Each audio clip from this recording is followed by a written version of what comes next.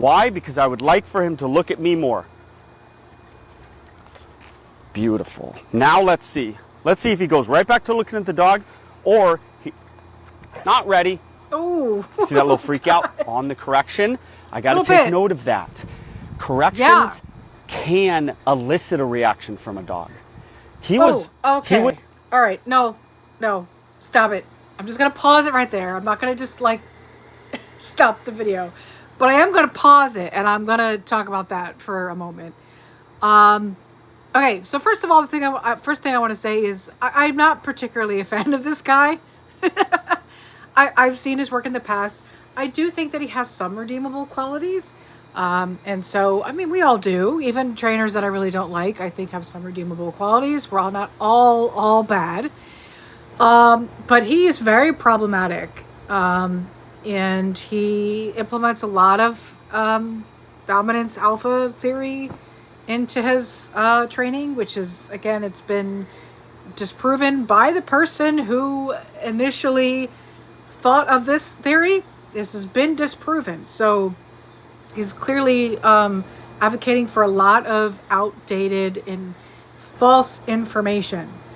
So all that having been said, now let's get into what actually just happened right there. Okay, so clearly this dog is hyper-focused on something. So the video just kind of cuts in, so I don't even know like what the dog's hyper-focused on.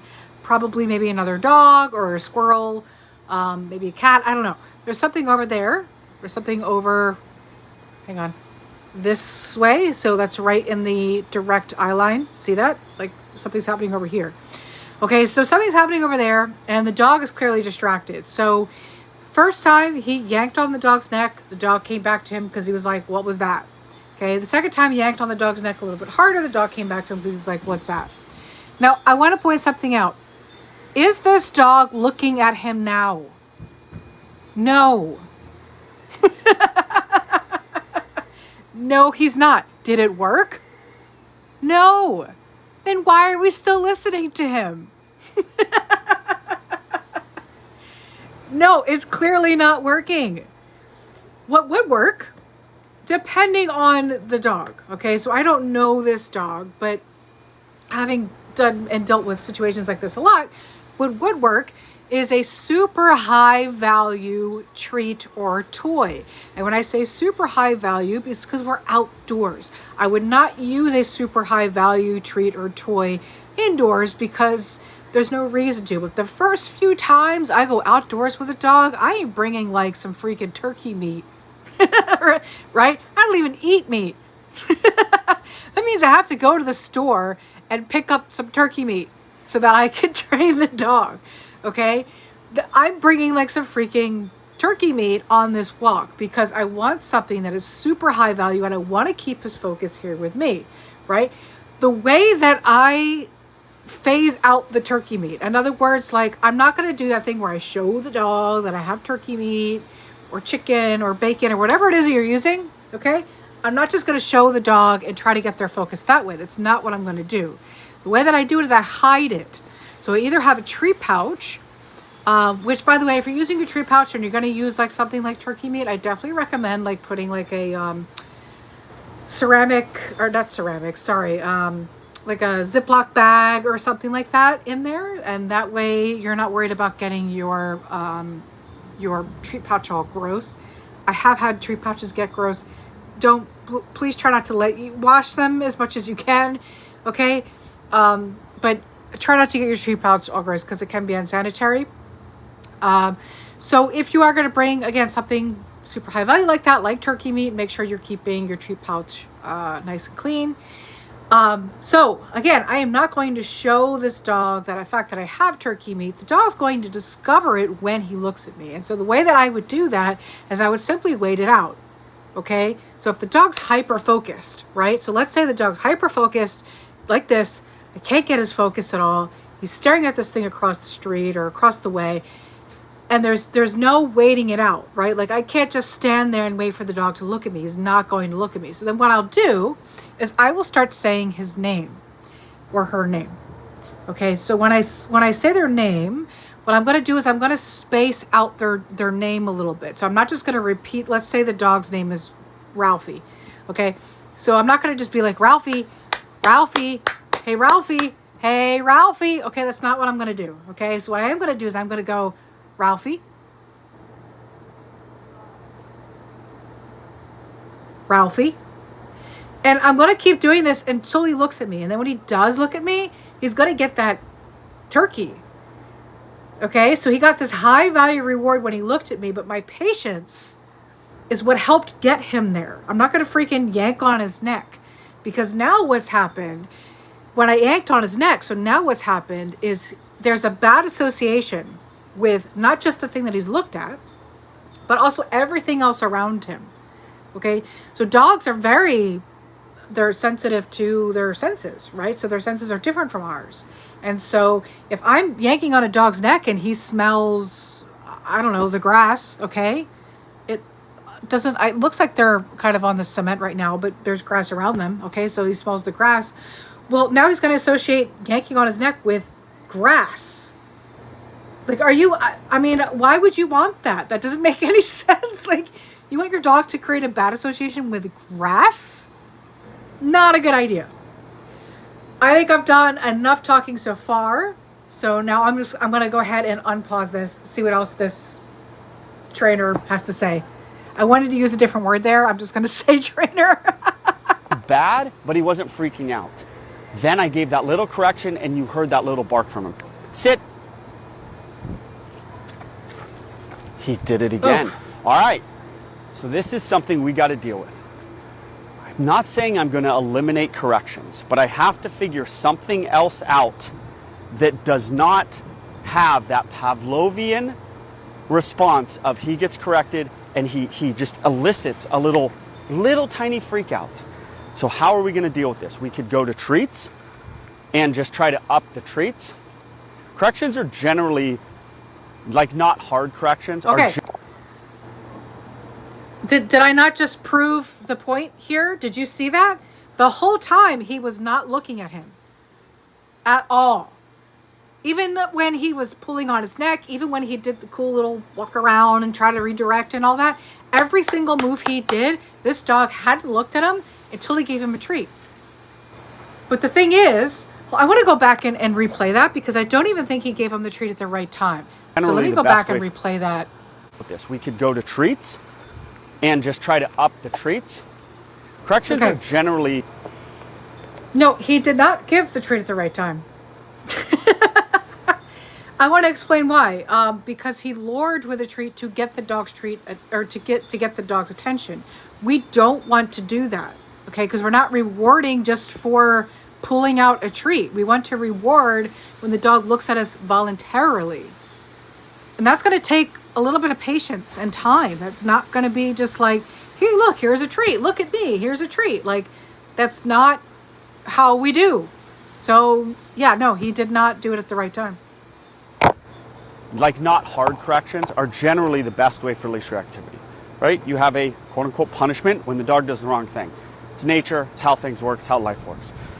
Griffin, go. Oh, no. We're going to just up the treats a little bit. We're going to walk. That's how life works, guys. That's how life works. Oh my God. Griffin. Good. I do there not you like go. treats for leash reactivity. Okay. But I also of course you realize... wouldn't. No, of course you wouldn't, sweetheart. But that is a thing that has worked so far. So you're going to have to like it. This dog elicits a response, a bark response. Griffin. Good. There you go. Yes. When he gets a correction. So let's try to just work. There's the drenched schnauzer. Get the drenched schnauzer. Now get us. Okay. Griffin. Oh my gosh. I almost fell. Okay. Good boy, Griffin. You follow me down there. That's the best boy. Sit. Let's see it. I'm not begging for sit. Oh. Okay? You're a good boy. You're a good boy. He will redirect, so I got to be careful of that. Ooh, a whine from the schnauzer. Okay, now we're just going to try to... Oh, this is just... It's hard to watch, guys. Because these leash corrections are like, they're there for no reason. Right? So the only time that I would ever do such a harsh movement with the leash like that, how he pulled up on the leash, okay? When the dog is being out of control and bratty, so I might do that to get them to sit in that moment. But I would also work on teaching the owners to not get the dog in that situation to begin with. So what I'm saying is, you know, I might run into a situation where, like, you know, I meet with the owner, we have a talk, they tell me my dog's reactive, and I might not realize how reactive the dog is until I see how reactive the dog is. You know, that has happened. And sometimes that could be, you know, it could, I've been in situations where I have to react in the moment. And so I might, you know, pull up on the leash with a gentle lead to get their nose to go up and their butt to go down. But one thing I can assure you is that I'm only doing that sort of aggressively if that is in the kind of situation where the dog is just, it's out of control, right? Because trying to walk away from the situation, in my opinion, there's other trainers out there that might disagree, and that's okay, because this isn't a perfect, there's no right or wrong way. Well, there is wrong ways, but there's no, I think this one is kind of up for debate on what is the best way to deal with that kind of situation. Where, like, again, you didn't realize how bad the situation was, now you're in it, what do you do? Okay. And so ideally you'd like to not be in that situation. Ideally you want to make sure that the owners are never put in that situation, but sometimes that does happen. And so what do you do?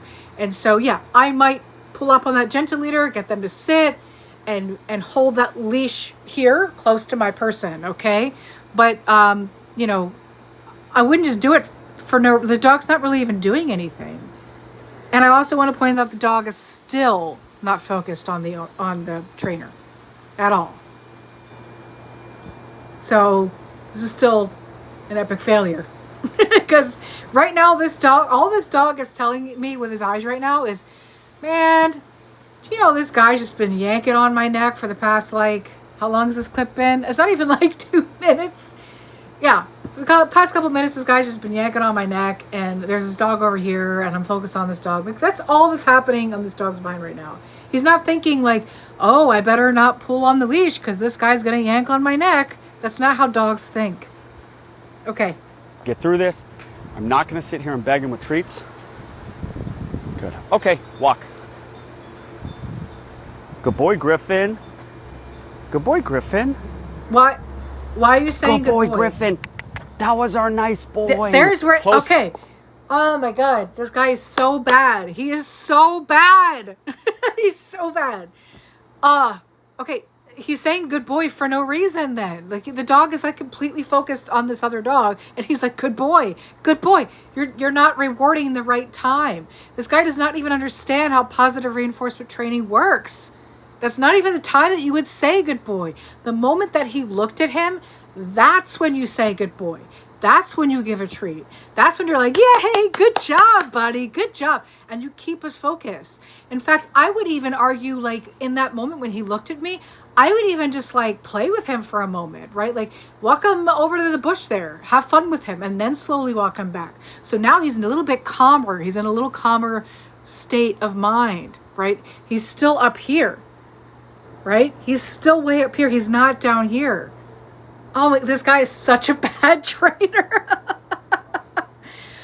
Look, I'm not perfect either. I make mistakes, but this is not mistakes. This is just dumb.